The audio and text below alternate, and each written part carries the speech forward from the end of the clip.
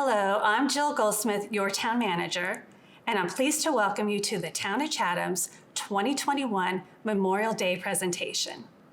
Today we honor our veterans who are no longer with us, and we aim to preserve the memories of those who have sacrificed to protect our freedoms.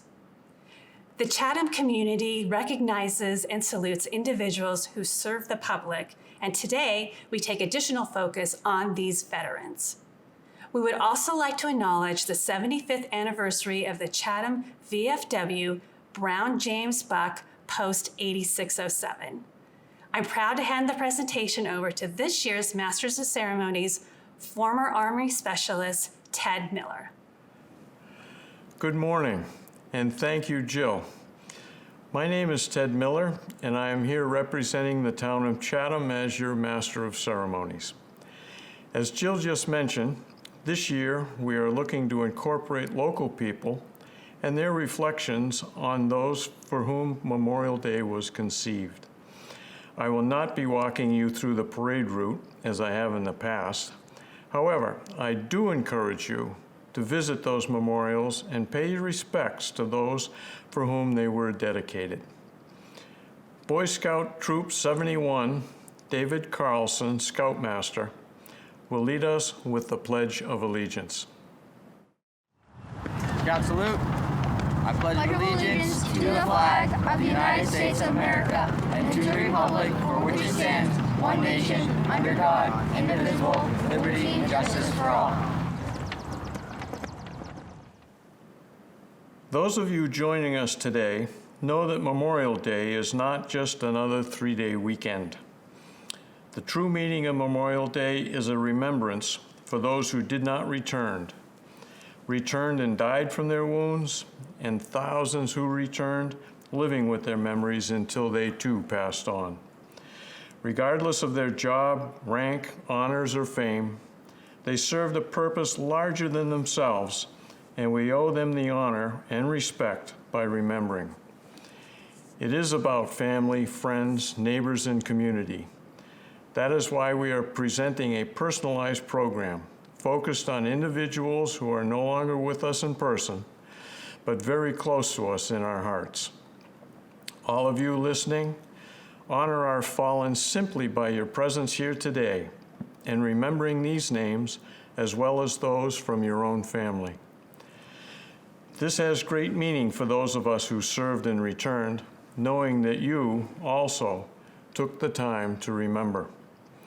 We who served are all grateful to have made it home and equally humbled to be able to pay tribute to those who did not. It's a personal honor for me to be asked to lead this ceremony with all of you. We begin today's presentation with selected interviews and reflections from veterans in town. Our World War II memorial, located in Nickerson Park next to the Rotary, holds the inscription, "All who served made possible our lives today." Again, local people, citizen soldiers. Although there are no names on this memorial, we have a special tribute for 3 Chatham men who died in World War II. The Brown James Buck Memorial Association, VFW Post 8607, was named in memory of 3 heroic servicemen from Chatham. Private First Class Robert Scott Brown, 11th Bombardment Group, United States Army, died of wounds he received while on duty at Hickam Field, Hawaii, December 7, 1941. He graduated from Chatham High School in 1935 and was 26 years of age when he died on that fateful day. Technical Sergeant Roland W. James, F Company, 101st Infantry, 26th Infantry, the Yankee Division, 12th Corps, 3rd Army, was killed in action on November 23, 1944, as the 12th Corps forces closed on the city of Metz in northeastern France. He was a member of the Wampanoag tribe of Aquina and was 26 years old when he died directing his men to take cover during tank action. Private First Class Robert E. Buck, United States Marine Corps, 3rd Marine Division, was killed in action in the Marshall Islands, February 22, 1944. Private Buck was raised in Chatham and graduated with the high school class of 1943. He was 19 years of age when he died and is buried in Chatham's Union Cemetery. These three men made the ultimate sacrifice for their country during World War II. As the Chatham VFW Post 8607 marks its 75th anniversary, we acknowledge the service, sacrifice of Brown, James, and Buck as a symbol of our appreciation and acknowledgement of the ultimate sacrifice made by so many young Americans. My name is Ted Miller. My family has been coming here to the Cape for many, many years when I was a little kid. But my father owned a house here in Chatham in the 1980, and I'm now living there. And my wife and I retired here in 2008. So we've been here, well, a little over 12 years now. Hi, everyone. I'm Joanne Sprague, and I moved to Chatham back in 2005. I've been a member of the Finance Committee for many years here, and I want to thank Mark Van Doren for inviting me here today to be a part of Chatham's Memorial Day services. My name's Dave Van Wy, and we moved to Chatham in about 2003, retired here, and we like Chatham, we like the sense of community, we like the environment, we like all about Chatham. Peter Cocolis, and I'm on the Select Board. I'm the Vice Chair of the Select Board, and been involved with the town for a number of years as Chairman of the Planning Board and also the Chairman of the Energy Committee. And it's just it's an honor to be a part of this town. Memorial Day gives me an opportunity, and I thought about that earlier. It brings smiles and tears, both. It brings smiles because I think about quite a few of the people, both family and non-family, you know, my father and my uncles and friends who served. And it brings back a lot of good memories and about, you know, good people, just ordinary citizens, everyone different. You know, no two share the same political views, no two share the same ideology on things, but all the same, they share the same common bond. And the common bond being, you know, those who actually have served. And it brings tears because, yeah, you know, I mean, there are some folks who, you know, I miss. Some close friends of mine. And I think on occasion about them and you know, kind of wish that they were here to enjoy retirement. Memorial Day is a day when we stop and remember and give thanks for and remember those who answered the call of duty in order that we might still be free here in our beautiful country of America. Well, of course, Memorial Day is for people who've passed away in service, and we also include first responders and others. And I think it's very appropriate to remember them, and I think that it's unfortunately become a day for picnics and vacations and that sort of thing. But I hope people take a moment and pause and remember all those who've gone before, who've safeguarded our way of life. Yeah, Memorial Day is a day, you know, unlike any others for me. It's a special day, and it's also a personal day. You know, you hear every Memorial Day how it is not a day to celebrate those who are living. It's really a remembrance day. And to me, it's a day we honor and remember all those men and women, many of them young, who paid the price, the ultimate price, and did not come home.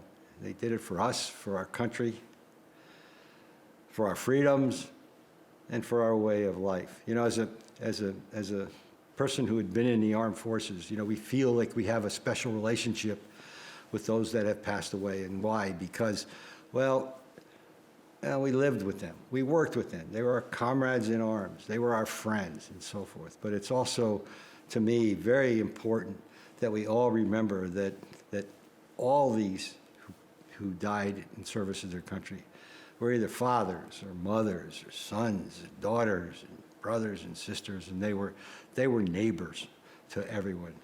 You know, and engraved on the Korean Veterans War Memorial are 4 words, and you see them around used, and it's "freedom is not free." And I've heard people make the speech that, well, you know, that meaning is important to veterans. And I would say it's an important meaning, but for all of us, because it's in honor of those people that paid the ultimate sacrifice to maintain or to support or to protect our individual freedoms. And we cherish our individual freedoms. But as I've heard said in a number of speeches, and I agree with this, our individual freedoms do not trespass on the liberties of anyone else. And I think that's an important message that should be taken with the sacrifices that were made. So yes, this is a special day, and a special day for me at Memorial Day. His name is Kevin Joyce. He was the brother of a friend of my wife and me, and we got to know him. I didn't know him in the service. I knew him after he came back. He had stepped on a mine, lost both his legs, had multiple other, obviously, problems to deal with, and had quite a few, you know, issues, and he died back stateside, but his name is engraved on the Vietnam Memorial Wall in D.C., because the reason why he died is from all the injuries that he had while he was there. And, you know, it kind of brings home the message that, you know, that's what we're doing. You know, I mean, that could be me, you know, and it wasn't. There was someone very special to me that I would like to remember today, and he's a little different in my repertoire of people that I knew in the service. When back in 2003, I was in my Senate office, and one of my constituents from Walpole, Andrew Basevich, came into my office, and he was looking for a job as a legislative aide. And he was really, he had an outgoing personality. He was willing to do anything we wanted him to do in the office as long as he got the job. And he was a great prospect, so I handed Andrew the job right away. He turned out to be a great worker. He was willing to do whatever job we gave him, and beyond that, Andrew was a great storyteller with a sunny disposition.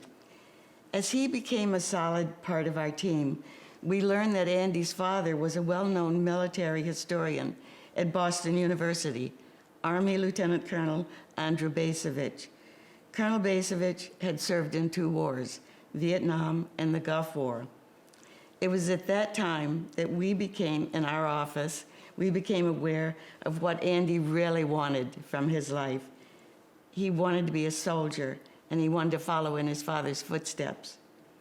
But there was an obstacle in Andy's way. He had suffered from childhood asthma, so that in 2003, that was an obstacle in the Army that you couldn't overcome. So Andy, along with his work in the State House, started running marathons. Any marathon, all marathons, wherever he could find a marathon. And then he would bring his results back to the Army recruiter and take the Army physical all over again. trying to prove to them that he was physically fit. He was no longer really handicapped by his asthma. As a matter of fact, he ran the Boston Marathon in 3 hours and 35 minutes. In the meantime, Andy had a way with people, and his open and sunny disposition had made him a favorite in the State House. The governor's office took notice of Andrew's legislative work, and Governor Romney stole Andrew away from my office and made him a legislative aide in the governor's office. Governor Romney is quoted as saying that Andrew was always driven by a desire to serve, first as part of this administration and then as a member of the military. By 2005, Andy Basevich not only had a record of many successful marathons, but the Army had relaxed its prohibition on asthma. Andrew finally got his chance to live his dream. He enlisted in the Army as a private and was accepted into officer candidate school right away. Andy graduated officer candidate school and became an Army officer charged with the life and death responsibilities of a platoon officer. He and his platoon were to be engaged in Operation Iraqi Freedom. It was on May 13th, 2007, that we received the news that First Lieutenant Andrew Basevich, 27 years old, while leading his platoon during combat patrol operations in Salah ad-Din province, Iraq, died of wounds suffered when an improvised explosive device detonated near his unit. When we pay honor to those who served World War II, we often hear the expression, the greatest generation.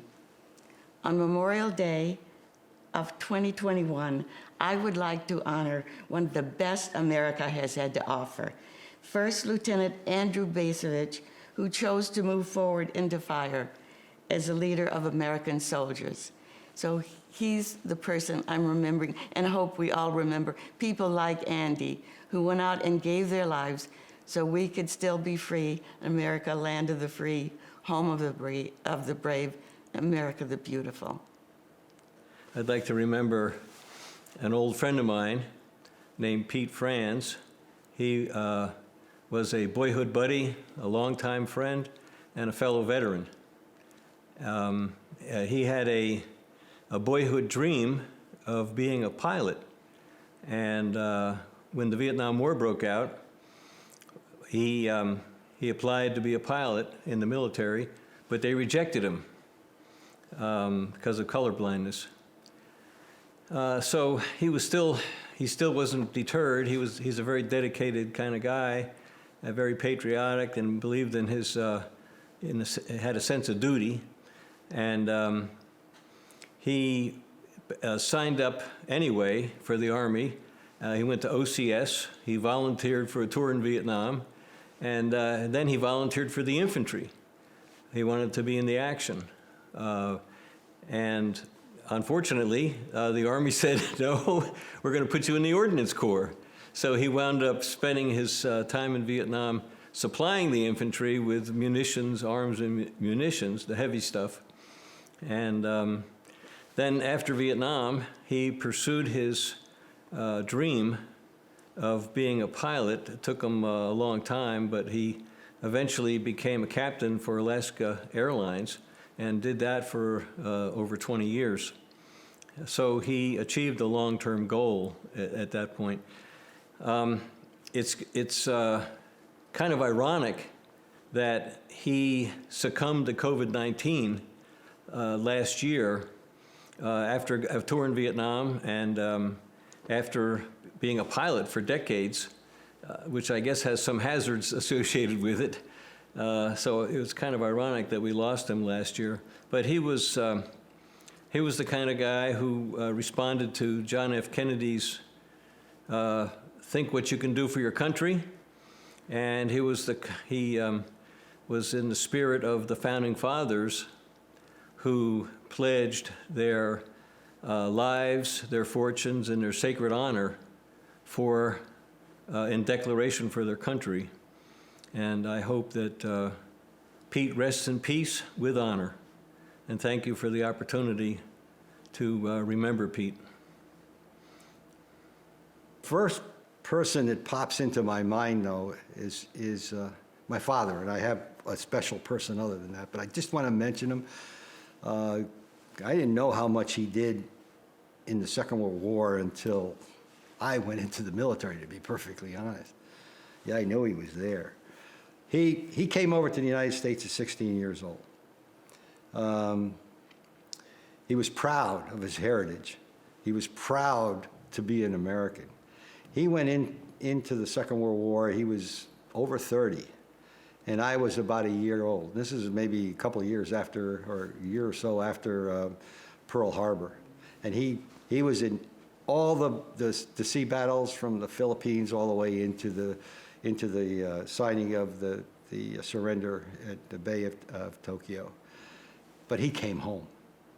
And he came home, and that only reminds me of the opportunities that were lost to those that weren't, and to their families. Yes, Memorial Day brings memories back to me. First one would be of my husband, Warren Sprague, who passed away in 2017. But Warren's left high school during World War II and joined the Navy, where he was a fireman first class and served on board of a baby carrier in the Pacific. And then went to college at Michigan State and graduated with ROTC. So his ROTC commitment was in the military police at Fort Meade, Maryland, which is where I was stationed at 2nd Army Headquarters after I graduated from Officer Candidate School. We met, and 3 months later, we were married, and were married for the next 64 years, having 6 children, 10 grandchildren, and 2 great-grandchildren. So I always think of Warren. I think of people in our family who've served, and my brother served in Korea. Warren's brother-in-law served in Second World War. His other brother-in-law served in Korea and Vietnam.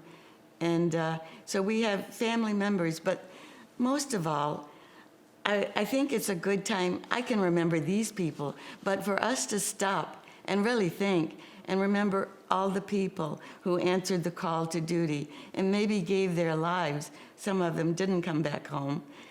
Maybe gave their lives so that we could still be America the free, land of the brave. There are several people on the wall down in Washington, D.C., fellows that I knew when I was in the service, and but I also, when I go to the wall, I think of all the people there and the sacrifices they made, in addition to the people I knew, because they were all, I guess you'd say brothers in arms, to use the term. So I like to pay my respects there when I can. So I think of them on Memorial Day and Veterans Day. And also when I walk around town and through some of our beautiful cemeteries, I think of the veterans there and the sacrifices they made, and how much of what we enjoy today is we can thank them for. So, The guy's name was Bob Eigenrausch. How could you forget a name like Eigenrausch? We were students together at flight school, and I didn't know him that well. He was a student like I was, but we knew each other. We got along, and you deal with people. You got to get a feel for how you get along with them. And then 10 to 11 years after we graduated, we never really crossed paths except one time, but we'd see each other's names on a list of being sent from a new assignment someplace, or on a promotion list. You go from second lieutenant to first lieutenant or whatever. And that was the way it was until and I remember this date, 28th of August, 1976. That was a bad day, it's an understatement, for Military Airlift Command. He went into the Military Airlift Command, the guys, we used to call them trash haulers, but they did a lot more than that, into C-141s, which were a large cargo aircraft. I'd gone in another direction, which was more like Strategic Air Command and Systems Command. Well, on that day, 2 C-141s from McGuire Air Force Base in New Jersey crashed. One in Greenland and one in the UK. 39 people died in that crash. They had the crew and the cargo, but they also had a number of passengers. Bob was on the one in Mildenhall. And why do I remember that? It was big news, not only in the Air Force, but around the world. 2 large aircraft that crashed. That happened. A week later, it was forgotten. It was gone. It's like, you know, and it happens that way. We do that. We survive that way. But every Memorial Day, I remember Bob. And I remember mostly, you know, what he was as a student. And it's not just the fact that it was a dramatic event.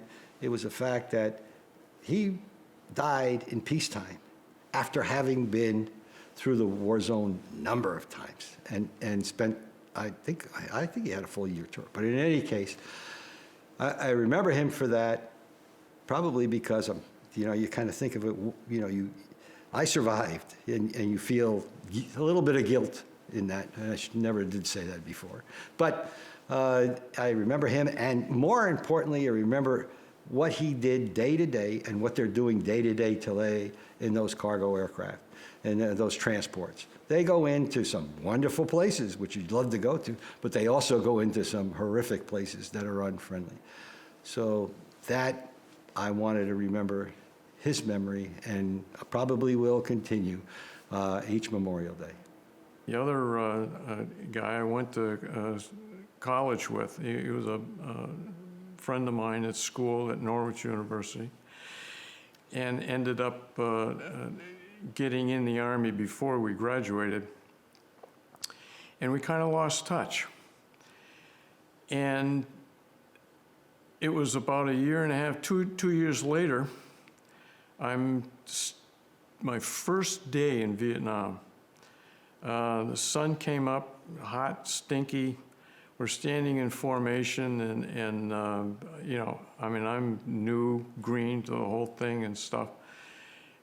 And when the formation was all done, I turned around, and there was Mac Brown. What are the odds? What are the chances of that? You know, I mean, God, the two of us, you know, big bear hug, and we're jumping up and down, and I can't believe the kind of stares we were getting from a bunch of the people that were around there. But it was great, you know, because, you know, here the two of us were in the same situation, and to be able to hook up and see each other like that was great. We ended up getting sent to different places, and I lost touch for a while. His name was George Brown, and try and find, you know, Google George Brown there. I don't know how many there are in the country, but a few years later, at one of the Norwich reunions, we were able to hook back up again. And it was just absolutely wonderful, you know, to be able to, you know, not only relive some things, but to know, that he made it back okay, and we did okay with that. He just died last year, and it was very upsetting to me because with the COVID restrictions, I just was not able to get down there to his funeral. And you know, once this lifts, I'm going to take my bugle and fulfill my promise to him that I will play taps over his grave when I get there.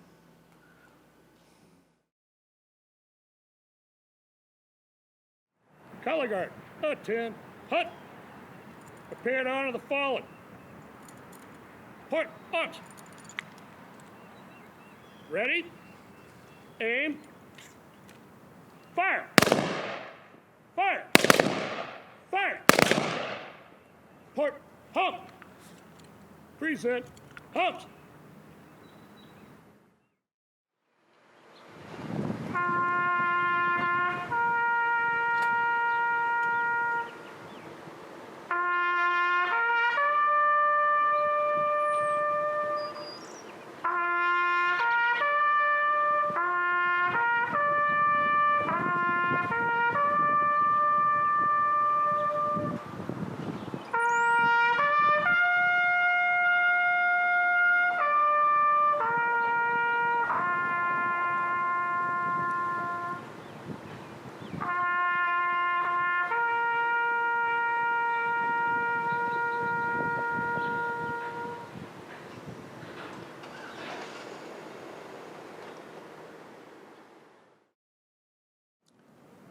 A partial quote from the inscription on our World War I memorial says it best.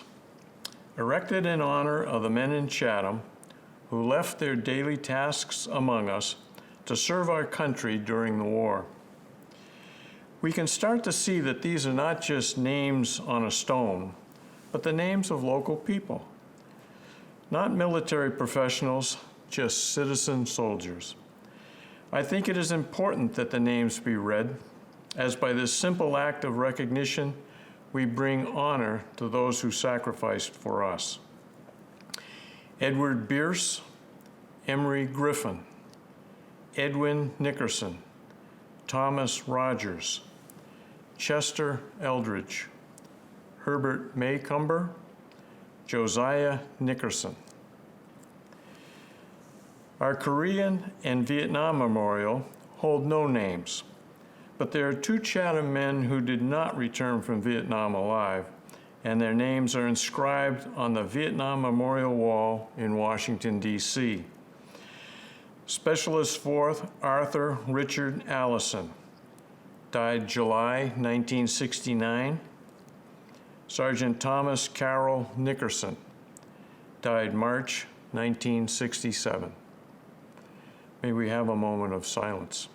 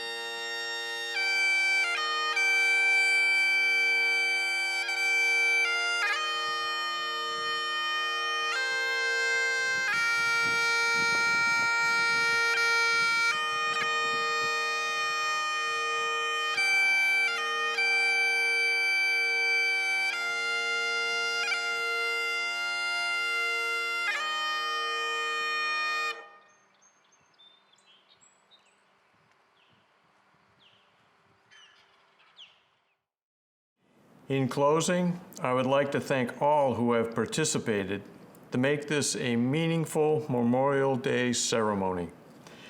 A special thank you goes to Mark Van Bork and Dallas Heller, Channel 18, for creating and presenting this video production. And I especially thank you, the viewers, for being here. Your presence lends meaning to all that we have done here today. Thank you.